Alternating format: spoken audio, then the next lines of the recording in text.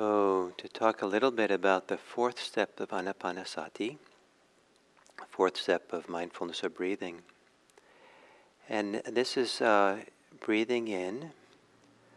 One trains oneself to relax the whole body, to calm the whole body. Well, actually, it doesn't say whole body, it says relax the bodily formations. Breathing out, one relaxes the bodily formations. And I talked a little bit about this yesterday. The bodily formations is the constructs, the activities, the tensions in the holding patterns in the body that are the product of what we're doing with our minds, our attitudes, our thoughts, our reactions. We might also consider the product of the emotions that we're living by, fear and anger and all kinds of emotions, joy. They all have an impact. They all are manifested in our body. And if we hold on to any of this, if we cling to anything at all, or resist, hold at bay, that often gets translated into our body in tensions in our muscles. And that can be micro tensions and they can be major tensions. And as we let up the holding, the tension, the resistance, the grasping, preoccupation with these thoughts and feelings and emotions, then the correlating tensions in the body begins to relax as well. And this generally happens on its own, the more we sit and focus. In fact, sometimes we can relax more deeply if we don't try to relax. Many times in meditation I felt there's some tension in my body, and I've actively tried to relax it to no avail. And then I just give myself over to just being focused on breathing and put aside any concern with attention. And the concentration begins to kick in, and that part of my body, lo and behold, will relax. And that's partly because with concentration on breathing, the mental energy is no longer going into clinging to something, holding on to something. It's just going into breathing, which is more neutral that way, or it doesn't have so much clinging involved. And so the energy goes away from the clinging, the grasping in the mind. And so then, as the grasping in the mind quiets down, then the body relaxes as well. And so that tends to happen.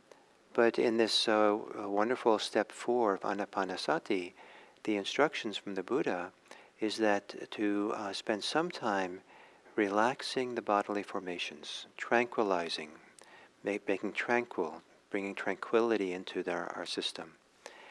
And it took me a while to appreciate this because I started in Zen practice, and also the way that I was taught Vipassana practice, both of them had a similarity in that we were not supposed to be too actively involved in changing or doing something to our experience. We were mostly just supposed to just be present for our experience as it is. And any attempt to try to do something was considered extra, and maybe even a symptom of greed or attachment itself. And but so it took a while for me to learn that it's also okay to spend some time relaxing the body, softening the body, if you feel the tension there, and this is what the instructions from these are the instructions from the Buddha, to actually take some agency in relaxing when we can. And now it can be overdone, and some people think that's the be-all and end-all of meditation. It just keeps relaxing and relaxing, relaxing. Relaxation can be overdone and can be detrimental to really developing the strong sense of mindfulness and concentration that we want. But and so we don't want to focus on it and be in a hurry and be demanding and expect right away to get the benefits of deep relaxation. But and that's why the first 3 steps of Anapanasati do not have any instructions to do any relaxation at all. It's just simply to notice what's there and be present for what's there, experience what's there. And that's a really, really powerful thing to do. And the fact that it's the first few steps doesn't mean that it's grade school meditation. It's actually, generally most meditators will spend a lot of time with the first few steps, first 2 or 3 steps. And maybe in the course of my career of meditating, I probably spend more time on the first 2 or 3 steps than I've had the other 14 steps, 15, 14, 15, 16 steps as I have.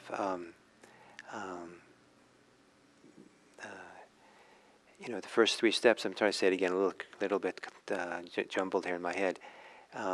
So the first 3 steps, I've probably done those as much as I've done all the rest of the steps together. And so they did spending a lot of time there with really feeling, experiencing the body, experiencing the breathing. And then, when it's well experienced, well recognized, then it makes sense to relax. It makes sense to relax and let go of something that's really well understood. And so we relax and let go to the degree in which it's easy. We don't try to force the issue. Don't be upset if you can't. But if it's available, relax. And one thing you can do is this guided body scan that I taught in the meditation just now, where you systematically scan from the top of your head all the way through the body, feeling a different part of the body as you inhale, and as you exhale, relaxing, softening, tranquilizing that part of the body. And be very content with even the micro relaxations. It doesn't have to be much. And just go through it. And that scan also is a concentration practice. It's also a mindfulness practice. So we're getting a lot of benefits from kind of going through this. And so there are times when it's nice to do a body scan, especially if you sit for longer periods of time, to begin with that, to really feel and sense what's here, and then maybe to relax more deeply. At some point you have to be content that for now you're not going to relax any more than you are. And so just kind of settle in, and part of mindfulness practice is to learn to be accepting of tensions that doesn't go away, and just be willing to feel uncomfortable in parts of our body and practice with that, and not try to make everything a project, not try to work and expect to work and get rid of every little discomfort that happens. It's phenomenally important in mindfulness practice to learn to be present in an accepting and non-conflictive way with tension, with discomfort, with everything that happens. And if we constantly think we have to change and fix, we're going to shortchange ourselves from the power of the meditation. But from time to time, it's appropriate to relax, and to relax deeply and more deeply. And sometimes the edge of relaxation, the kind of time to really focus on relaxing, is not just because you would like to, it feels good to relax, but rather because you're so aware of your body, so present for it from doing the first 3 steps, that you can feel that you're on the edge between tension and relaxation. That there's almost like you're on the tipping point, like you can feel or sense, or just beyond the tension, there's a possibility of relaxing. And if you just feel tension with no being on the edge of the potential for relaxing, maybe you don't bother trying relaxing. Maybe then you're trying too much what can't be done. But to take time to feel yourself on that edge. Don't be in a hurry to relax. And then see what happens, and then relax. And I think that there's a biological feeling inside of the whole biological system wanting to relax, wanting to release. Partly because tension, the holding patterns, takes a lot of work and it's tiring. And sooner or later you'll feel like you just want to take a rest and relax and stop all that work of tension. So to feel that yearning, feel that longing, feel that possibility for relaxation is one way to be wise about relaxation, so that you don't overdo it. And then, so the Buddha said that the nourishment for tranquility is tranquility. In other words, what supports further relaxation is relaxation itself. So, when you relax, to feel and sense and experience the tranquility that might be there, the calmness might be there. Appreciate that, value that. If you think there's more important things to do than to value and be present for the calm that's there, then you'll miss the ways in which the calm nourishes and supports more contentment, more tranquility, more serenity. So, to begin appreciating tranquility, calmness, serenity, relaxation. And it's a little bit of a foretaste of the deeper release and letting go that happens as we go along these 16 steps. And so you might, over these next day, become a student of calm, become a student of tranquility. Notice the small ways, big ways that it's available to you.